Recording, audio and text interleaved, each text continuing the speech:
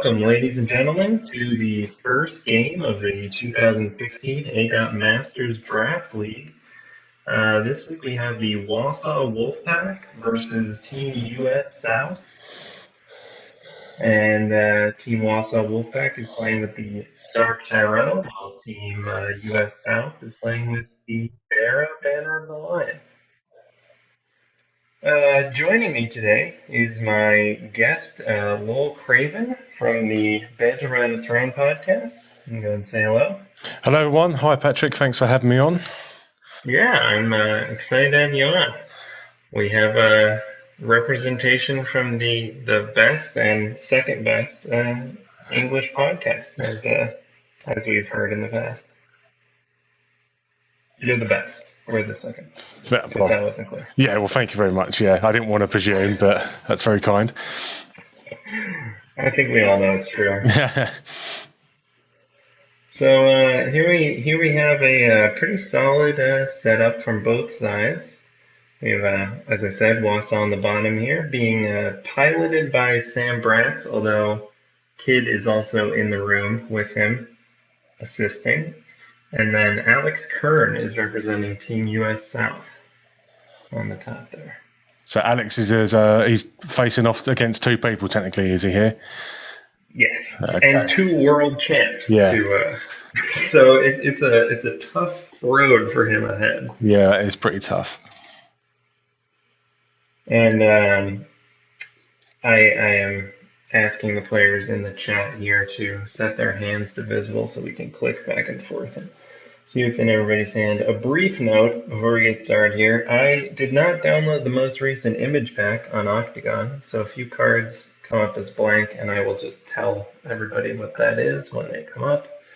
So I will download those for the next time, I promise.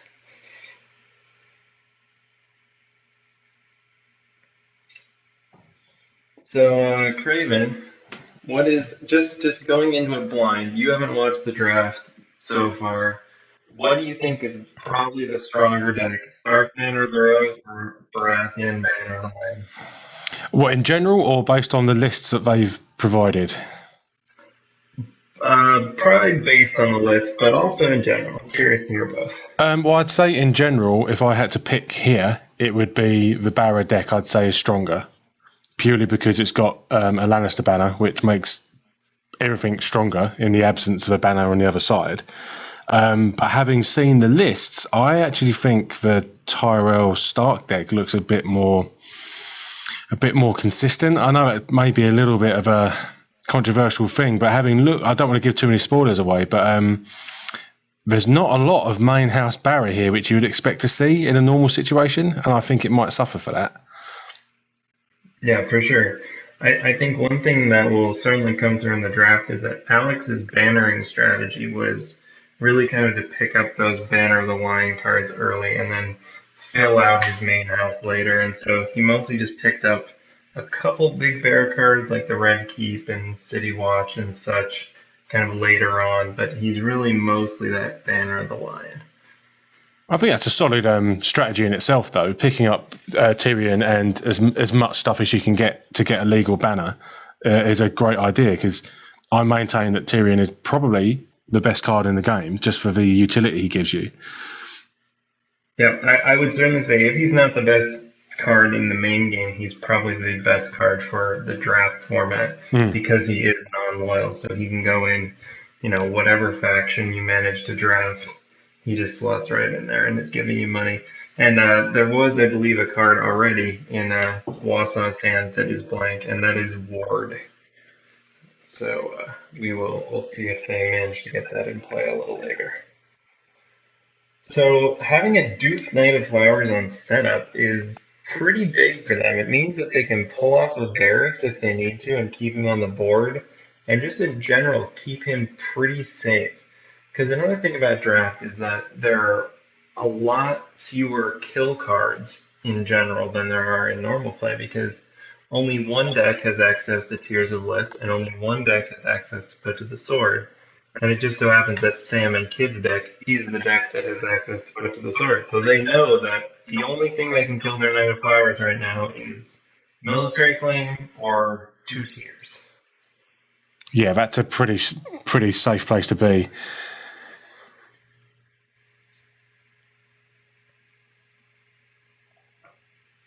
And yeah, so we had a little bit of issues here having everybody set visibility to all. So when Alex drew cards by putting them into his hand, they revealed them to everybody. So we had to fuss around with that a little bit. So Yeah, we can see. Yeah, go ahead. I was gonna say opening with Clash of Kings. That's unusual. I agree. It was a very unusual play, and I don't know exactly why he did it. I'm curious to ask him about that. I think my guess would be that he just wanted to win initiative, kind of start controlling the pace of the game early, but it was a very interesting choice. And maybe he expected to let kids and some get a ton of post challenges and then steal both of his power back right away. Yeah, I'd say that's probably the angle I would go if I was opening with it first. Yeah, and we can see here that Alex has two copies of Wildling Horde in his hand, and I believe he plays three in this deck, which is, a card that you really don't often see that much in constructed play, but here in draft format, again, it's one of those cards where just having a big body can be really impactful, and it can actually be a really solid card. Yeah. He's got actually quite an expensive hand looking at that.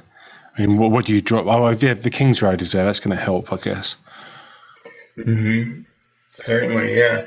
I think that another important thing to note with Wausau having Ward, Maester Crescent is huge, Yeah. and it's really going to come down to whether or not Wausau plays that Ward first or can wait out the Crescent to put a milk on him first.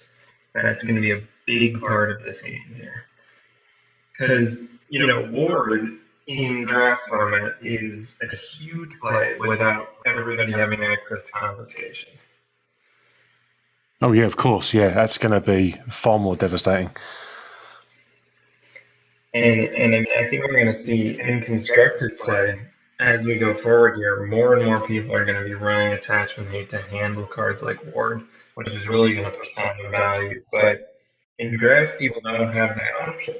They can't just play all of the attachment hate they want. I'm pretty sure that Alex's only attachment hate card is that Maester Crescent. Yeah, in terms of constructed, I've tried so often not to run confiscation, but I always regret it when I don't run it, and I think it's going to be in your decks for a long time. Yeah, it always seems to keep coming back around for us. And I really hope that someday we can finally get rid of it. Yeah, I'd like to see it gone.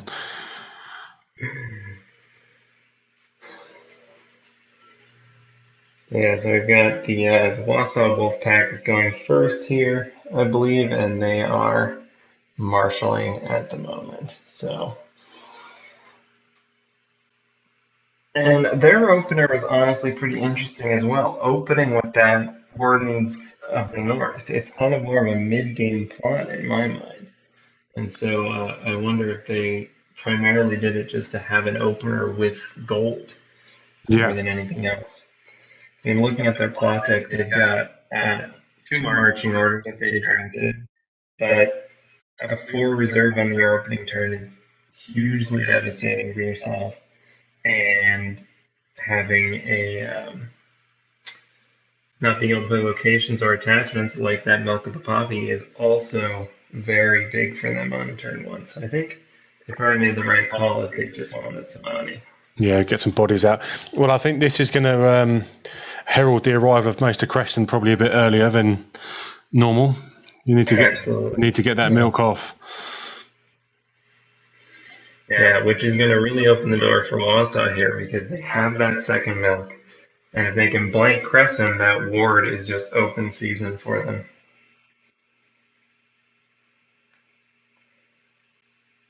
And another interesting thing to note here, the bronze medalists who is the team you're probably most rooting for, Craven. Yeah, representing my fair country. Yep. Yep, they drafted both copies of March to the Wall, so no one else has access to that plot. Good lads. Yeah, I have paid a bit of attention to the deck they drafted, and I was happy to see what they was up to. Yeah, I think it's gonna be a very interesting draft. We have a lot of very interesting decks. And despite how hate drafted they were and how, in the chat people were saying, Wausau's so screwed, they have two world champions building and piloting this deck, and from what I've seen so far of the list, they did a pretty darn good job of making it. Yeah, damn right. So I think just worth pointing out here for the video that it appears that our Stark Tyrell has left its gold on its plot card, but it is actually down to zero. Yes, yes, that is true. I believe they used the shortcut or whatever to put the gold on the plot, but then manually subtracted their gold. So it looks like they have 5 gold, but they actually have 0 gold. I think that's an old first edition hangover from OCTGN, because it never used to have the automation it's got now. You had to do everything by these middle consoles, and I always forget it as well. So it's quite a common problem. So this duped Davos is a big deal. Absolutely. But he's a pretty nice word target, though. Yeah, isn't he just?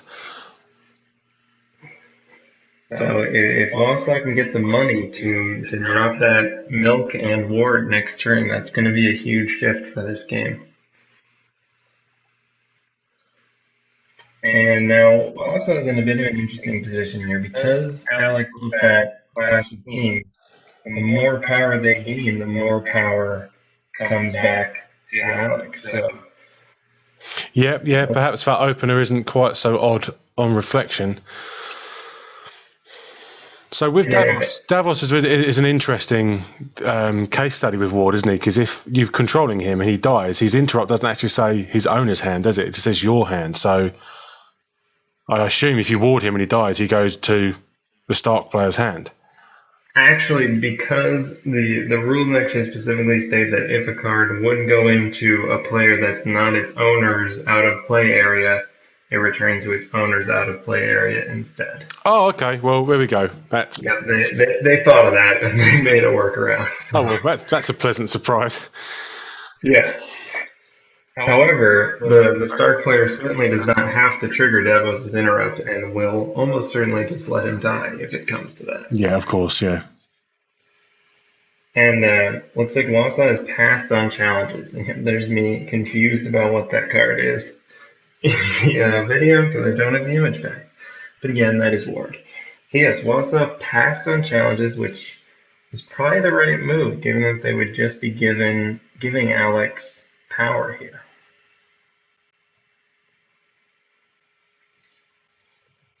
And it looks like Alex is swinging back for an intrigue challenge, which is pretty much certainly going to be unopposed. Yep, there's nothing going to stop that. And that is a pretty juicy hand to hit. And I mean, the only thing you don't want to see going there is a dire wolf pup. You can keep that all day. But anything else, he's going to be laughing. Absolutely.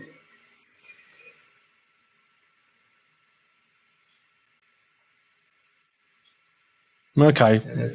You probably would have rather anything else as well, but Brand will do. Yep. Definitely. I think the keeping of that Milk and Word combo is going to be big for them. Yeah. So at this stage, did all the participants know what was in everyone else's decks?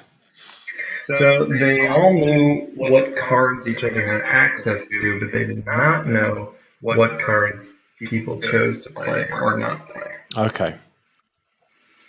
So with the fairly limited pool, you could probably make a pretty educated guess as to what your opponent has in their deck, but you could never be 100% certain. And I think that's especially true probably for Wausau because they kind of started to draft loyal Tyrell at the beginning and then had to switch to Stark after too many of the Tyrell cards got taken. Okay. So, I mean, they will know with some degree of certainty that they don't have to worry too much about tiers Yes. Yes. Indeed. I believe the Bjorn's cart, who drafted a Martel deck, are the ones who got tiers of the list. And a note, I don't know if you have been following our posts on the Facebook, Craven, but we've divided the teams into two divisions.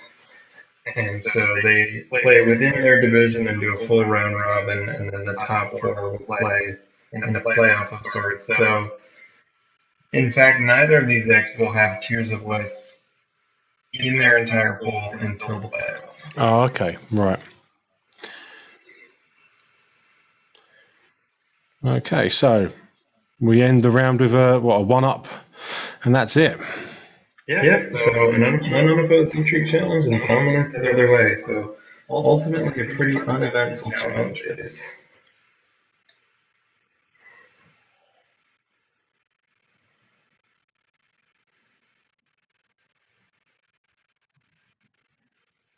And again, I think having those two wildling hordes that early was pretty debilitating for Alex. He really doesn't have enough money to get out multiple big guys in one turn. No, he doesn't. I mean, what his options aren't exactly full of money plots here.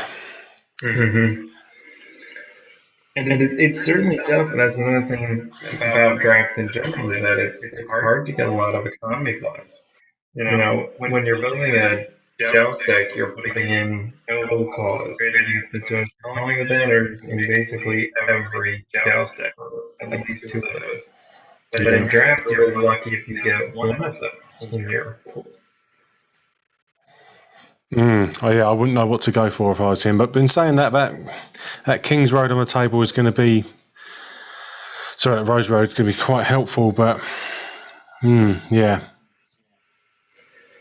And also note, I mentioned this in the commentary for the draft, but we don't have trading with the Pentoshi in this draft pool at all because it was in the second chapter pack. So nobody had that part. And it's in basically every deck I build now, so it's pretty interesting meta shift.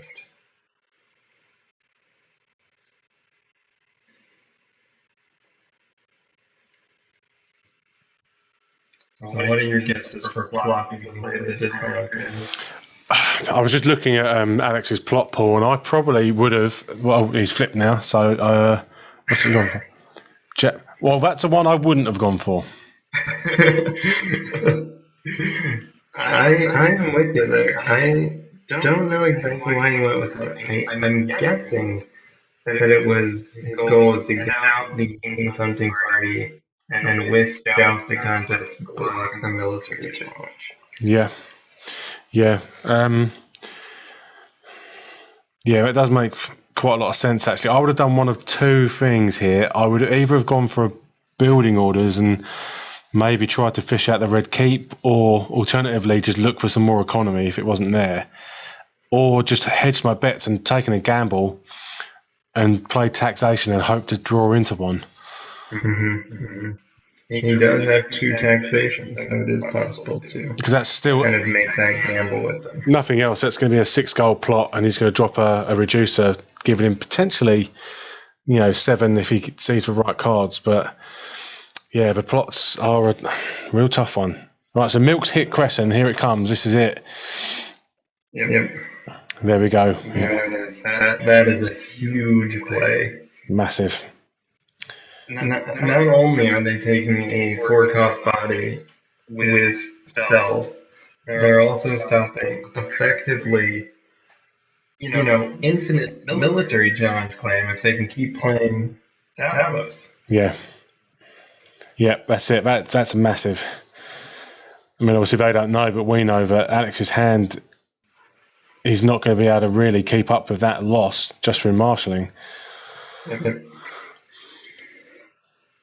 And the fortified position play was interesting here from Wausau. And again, I think it was probably just because they needed 5 gold to make that ward and milk play. Yeah. And also, it kind of removes any need to,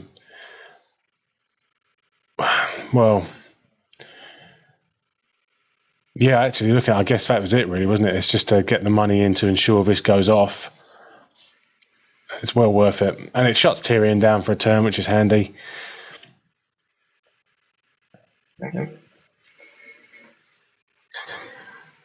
Yeah, I think that's probably one of the biggest reasons why Wausau took the plot, although they are known to enjoy the plot in general. I think, just having any 5 gold plot in this format is good. It doesn't really matter what it is.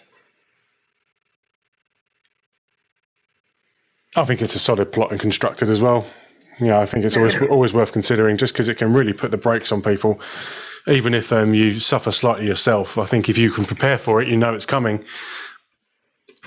Yeah, absolutely. And especially because also, Varys is one of our biggest resets right now, and just having a turn where your opponent cannot get off Varys can be huge. So here comes that big hunting party. Mm-hmm. Solid body, but it's not going to be enough to keep pace with the military. And they also put on a noble lineage on it, so effectively wasting that noble lineage after this turn because it will fall off. Yeah. But I guess they're having to decide whether or not they want to block the power or the military challenge with him. And I completely forgot that fortified position was played when I was watching this game the first time through, so I think I make a comment here about how noble lineage can't be attached, and I'm being silly. I even moused over fortified position and didn't notice it. Here it comes.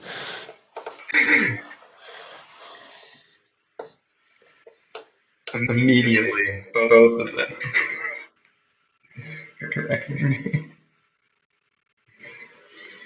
Yeah, I think Wausau is in a very strong position right now. Yeah, extremely. They can pick and choose their challenges now.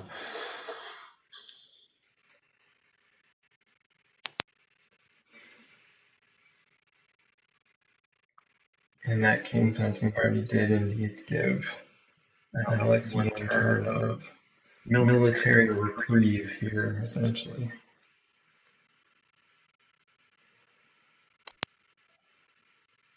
Although they didn't even have to use it. No, I think Wausau got a little bit greedy there. Mm-hmm, yeah.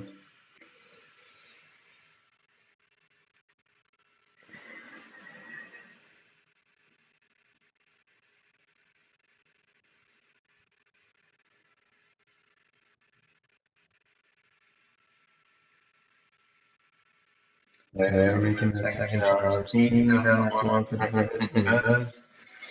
I think Alex right now is really just trying to slow down this game and try to build back up his economy base, get out some of those big wildling hordes, and start to make a comeback here. Yeah, exactly. Hold it off as long as he can. Jousting contest is actually like a pretty good shout now. Just as a delaying plot, I think that's definitely true. And once again, he is going to slip through that unopposed intrigue challenge with Tyrion.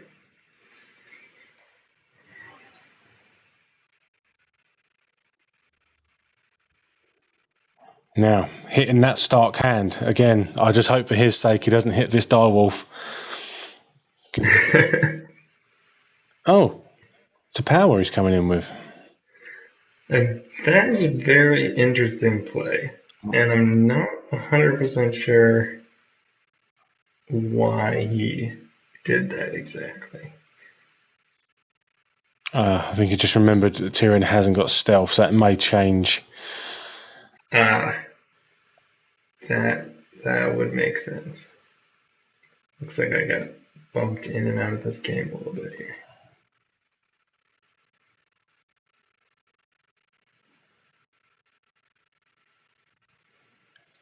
So some confusion on the field. Yeah, a little bit of confusion back and forth here. So still going for the power. Interesting. I think he's just owning up to the fact that he made the play without seeing the plot, and is just laying in his bed now that he's made it. Yeah, it's fair enough. But yeah, I think had he realized that Tyrion didn't have stealth, the intrigue would have been the better call. Yeah, absolutely. Although this way it does assure that they tie dominance, so this way neither of them got a power instead of both of them getting a power. Yeah, absolutely. So it does fit that kind of just trying to stall the game. And succeeding in stalling the game. I mean, here we are at the end of turn 2 and 1-1 tie. Yeah, that's his. I think you've called it absolutely spot on. Alex's option here is just to try and put up as much resistance as possible till he gets some economy and can stabilise. And yeah, he's doing a great job, especially with 2 renowned bodies on the board. I mean, I know last turn that's not so important because they're fortified, but at this stage you would expect there to be a lot more power on the board, and there isn't. So he's doing a good job. Yep. So what do you reveal as a plot for both players, you think? Well, we're about to find out again. I gotta ask that question faster. And they do go for that building orders, and I gotta assume it's just to get some more money. And Naval. that is brutal. That is massive. Having that naval swing in there. That is enormous. Oh my. Well, boom. Yeah, and so as a long time first edition Greyjoy player, I love to see a naval superiority coming out. But oh man, I actually feel quite bad for Alex here. That's awful. Yeah, I mean, naval was a great grab for the Wausau guys.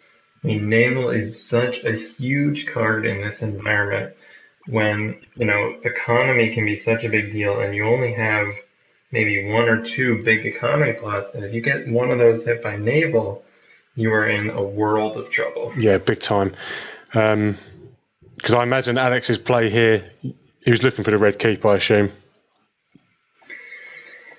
Either that, or he just had to get more economy at this point. Yeah.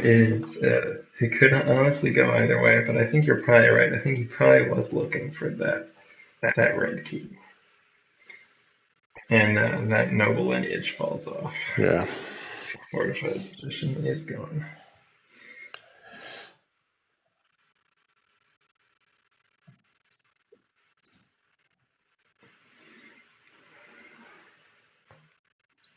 So I noticed that Alex is in the odd position of running main house Baratheon, but not having triplicate of the Baratheon reducer.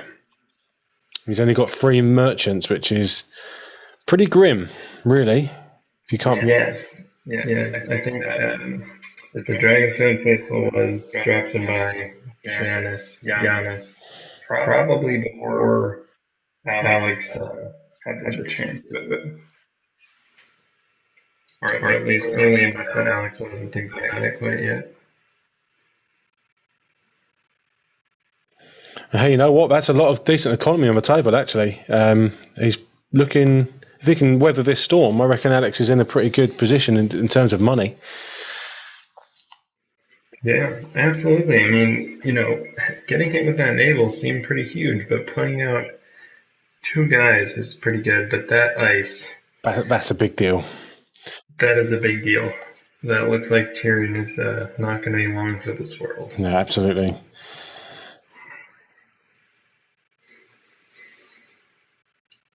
And especially because they have that stealth from Davos, so that King's Hunting Party is not going to be doing nearly as much as Alex wants them to.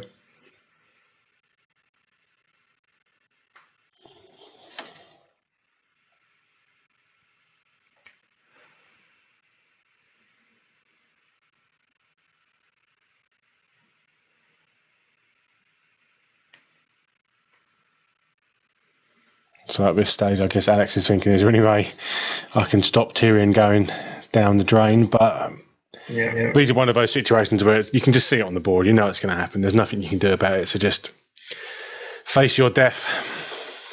Take it head on. Try to figure out the best you can do before it happens, and accept that he's going down.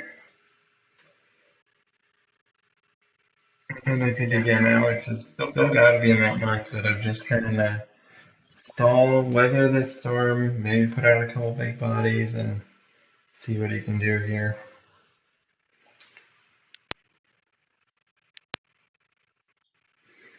And so he does that intrigue again, going to be unopposed. Kind of goes to show you that, not having intrigue icons against any kind of Lannister deck will give them a pretty solid source of power. But we'll see if it's actually going to be enough to make a difference. Oh, that's massive. Losing Cat there, that is big. Yeah.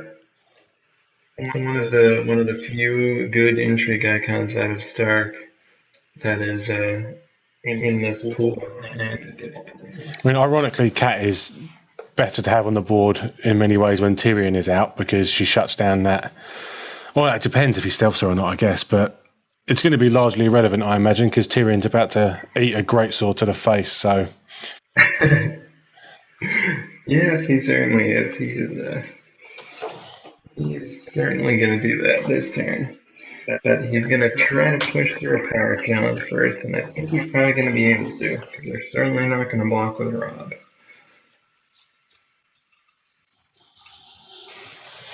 no, they're going to need to keep Davos up and about. Well, I've been saying that. I don't think they're going to need to as such, but it just makes their life easier. I'd probably just let this go, to be honest. You'll get it back. Yep, I think I agree. And an interesting thing I want to point out that's a bit of a pro play, I think, here is that Wausau left the dupe of Rob in their hand, because with their board position right now and the number of dupes they have and the limited amount of kill that Alex has, it's probably better for them to have the dupe in their hand protecting Catelyn and the informant from intrigue than it would be on the board protecting Rob. Yeah, totally agree. Too many people get keen to just dump all their dupes, and it reaches a certain point where you just don't need to. Yep, and that blank card in Alex's hand there is Sir Ilyn Payne. So another expensive character, which is not what he wanted to see right now. No, I mean his only real target here of any use is going to be Summer, I guess, isn't it? Mm-hmm. And in that situation, if I was going to pay to marshal Ilyn, I'd probably just rather use him and keep him standing as a body for challenges. Yeah. It is. I think Alex got a pretty bum draw here. Got a lot of expensive things, and the Wausau guys had some big plays, and it's going to be really tough for Alex to recover here. Yeah.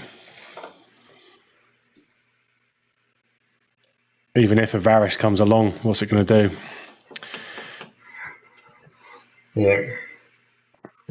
I mean, he's still got that Knight of Flowers dupe. Yep. If Varys comes out, that Rob dupe's going to hit the table too. So even a Varys would not be able to dig him out of this hole.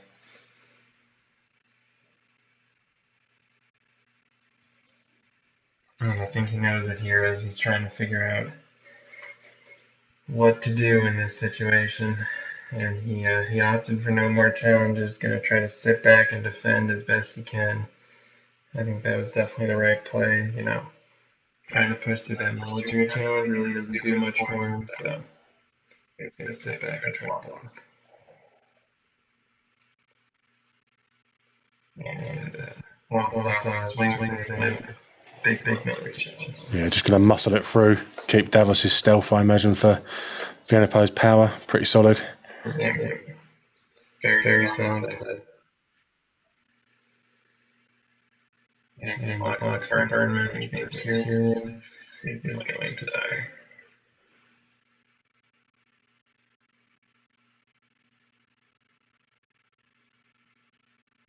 So who do you take for military claim here, though? I think probably got to be that Lannisport merchant. Maybe the Birdman. Yeah, I'd think about the Burnmen purely because it frees up Widow's Wail again, which could be relevant. Yep. Yep, and it also does give him that extra economy that he may need to play that ill in pain.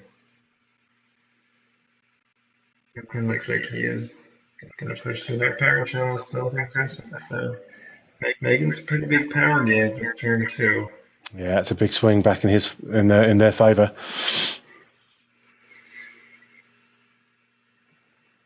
Yep, and Alex is going to take dominance here, so looks like we're going to be at 4-4 going into the fourth round. All right, so I'm going to ask now, what plot do you think is going to come up for both sides? Okay, so what's he got in his hand? He's got. Okay, for both sides, let's have a look. I can't. Oh, here we go. No.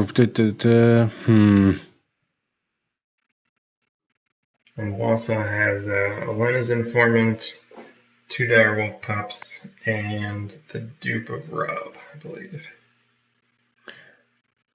Potentially supporting the faith. Now there's no Tyrion, that becomes a lot more useful.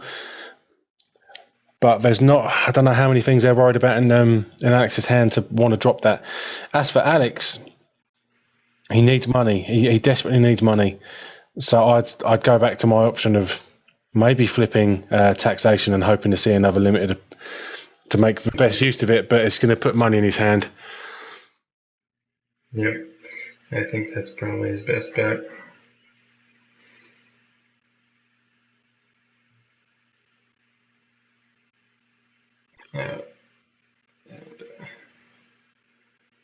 Yep.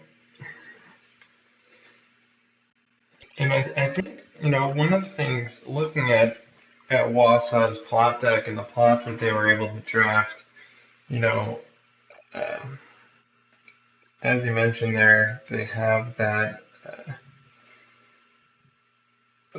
They have that supporting the faith. They have, 2 marching orders, and those are 3 plots which, in constructed play, we really don't see very much, and we kind of think of them as pretty subpar cards. But in draft, just having that amount of money available. Yeah, they may as well. They could be blank, and you'd still play them in this.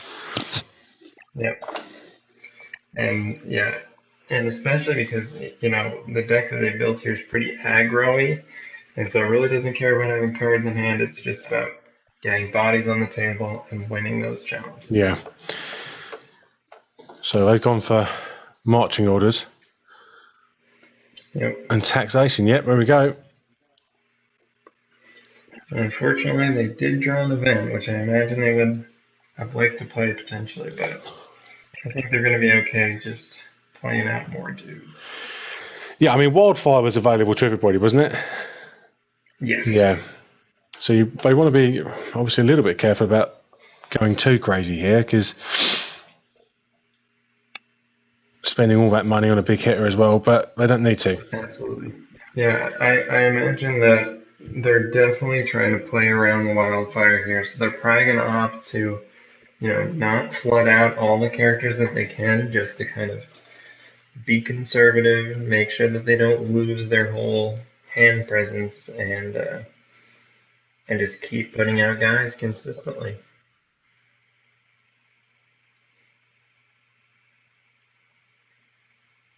And Alex, on the other hand, again, he has so many big characters here. And that other blank card is a dupe of Illington, I believe. So it might be something else that I'm not familiar with. Again, I promise to get the image pack soon. So dupe of Crescent, that's going to take the heat off the board presence a little bit. Mm-hmm.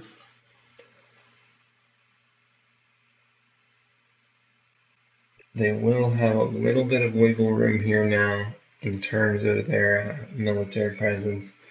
Looks like Alex is going for that Ill in Pain play.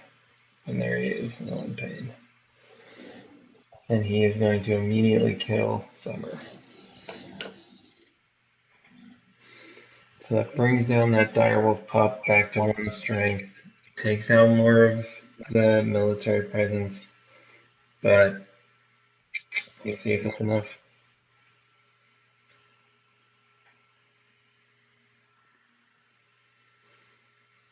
Now, had the other guys not played marching orders, that put to the sword here, things could get nasty real fast. Yes. Yes, absolutely. It is definitely the biggest downside of marching orders more than anything else is not being able to play events. Because, they have all that gold, they have 8 gold, but they can't play any events. They can still ambush in Elena's informant, though. Yes, and that could equally be pretty big. 2 renowned bodies on the board. And if nothing else, it's an intrigue icon, Yes. which is something that they desperately need.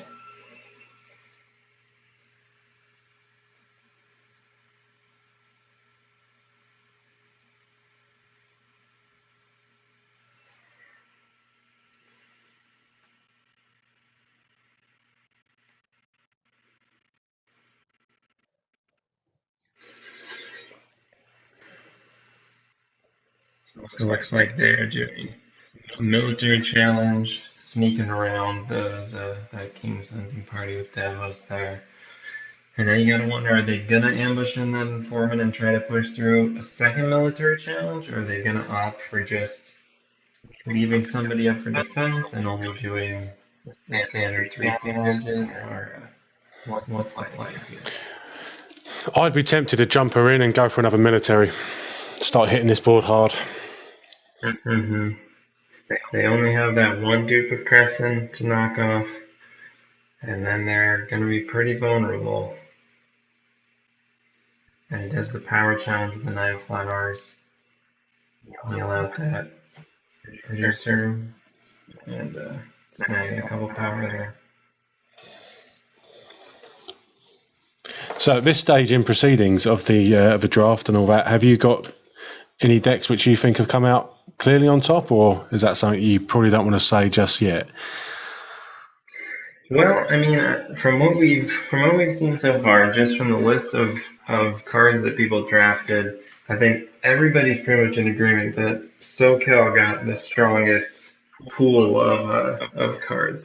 They have basically a fully functioning Targ fealty Oh, okay, deck. wow, yeah. And it looks like Wausau named Power for the Elena's Informant Challenge. And they are swinging in with Rob for that second Power Challenge. And I think that honestly makes sense. I mean, at this point, they've got 2 big guys with renown. They're in the mode where they can close within the next couple turns, and they're going to try to do that. Yeah, sure. I mean, that's a solid play as well. Obviously, two world champs are going to pick the challenge better than I will. So yeah, it's going to speed the game up one way or another. And yeah, this is just putting it a bit closer. I mean, they're on 10. Yep. That's a hell of a jump. And you've got to block the intrigue, really. Even though I say that, but if Alex lets us go, that's pushing them even closer. They've got dominance completely sewn up. Yeah, I mean, at this point, Alex is in such a bad situation here. I mean, he's got no really impactful characters out on the table compared to Rob or Knight of Flowers. He can't even safely do a military challenge because they've got Rob and they've got a Stark character they're not concerned about killing. So his only real challenge he's going to be able to push through is the power or the intrigue if he leaves it unopposed like he did. So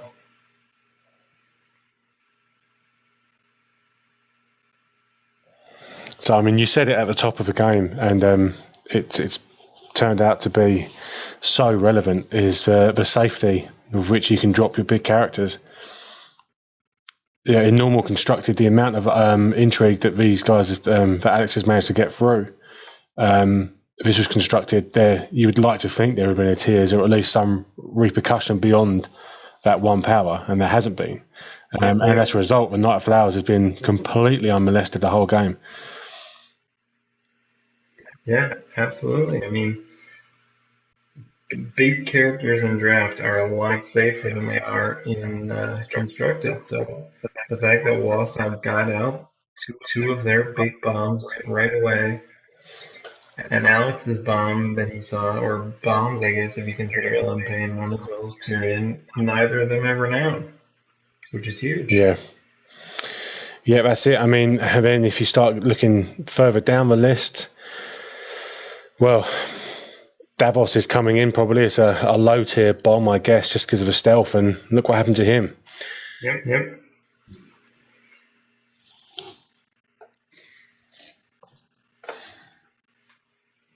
And I think that is honestly going to be one of Alex's biggest problems moving forward is a lack of renown. Yeah. Because he's got Tyrion, he's got Ilyn, he's got City Watch and the Hunting Party and the Wildling Horde, all big bodies, but none of them have renown. And not having renown in this format is going to mean that he's going to be moving a lot slower than his opponent. Yeah, I think just looking at Alex's list, his main push from Tyrion, I guess, is going to be the ability to mess with challenge math to some extent. I mean, there's Red Cloaks who can benefit from having that extra gold. He's got some Burn Men, which are going to be fantastic. Obviously, they're the best chud in the game at the moment. And then the City Watch, but I mean, even that's a big ask for Tyrion to pay for those on his own. So if you want to be jumping those in. And now this was a huge hit. The fact that Wausau was able to time this wildfire with that reinforcements to stop Alex from recovering basically with that wild and horde. I mean, instead of coming out with 6 characters and a big guy, Yeah. he just used more to the wildfire. Yeah, and it's such a shame because, I mean, those Wildling Hordes have been stuck in Alex's hand all game, and he probably thought, yeah, okay, this is a slim window to get back in with reinforcements, but yeah, that is such a well-timed wildfire. Yep. And you know, now Alex is in the position where he has 3 guys with no dupes, whereas the Wausau guys have 3 guys with all with dupes. Yeah, and that fledgling economic advantage has now gone down to the bottom of the Blackwater as well. It's a shame. And they're going to have a 4th guy with the dupe if they play that Arya. Yeah, playing Arya and Pass, that's pretty solid. 2 stealth guys on the board, enough money to pay for the sword. Yep.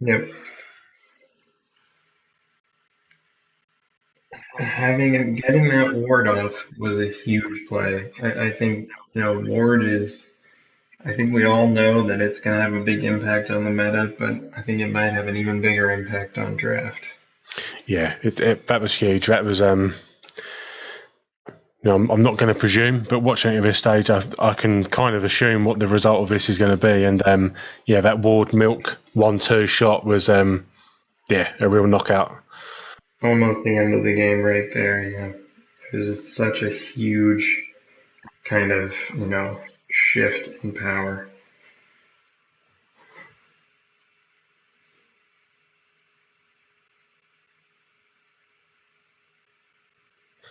Yeah, I mean, the Wausau guys only need 4 more power, 1 for unopposed, 1 for claim, and 2 for renown with 2 stealths on board. It's going to be pretty tough, if not, in fact, impossible for Alex to stop it here. But saying that, Alex did a valiant job of fighting them off for as long as he did.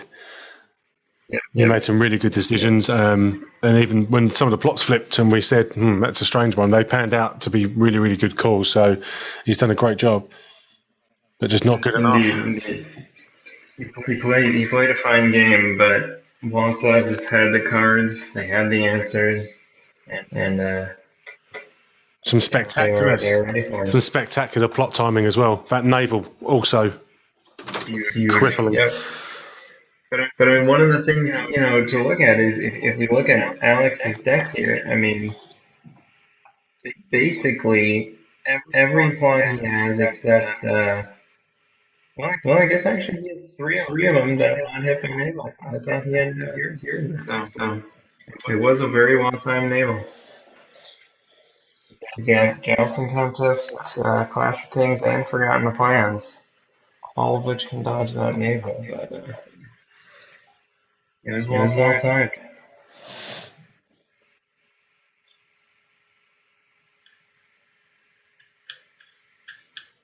So Wausau here, obviously, just planning their assault. What's the most optimal way to do this?